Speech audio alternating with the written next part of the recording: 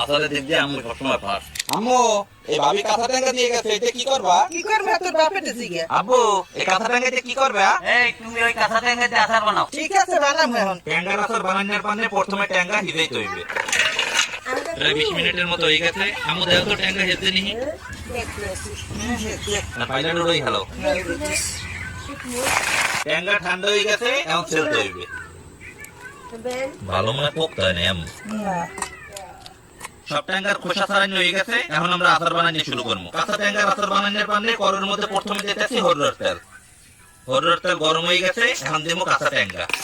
অবশ্য কাঁচা ট্যাঙ্গা এখন আর কাঁচা নাই, সিবেন হয়ে গেছে। হলদির গুঁড়ি, মরিচের গুঁড়ি, নুন, চিনি।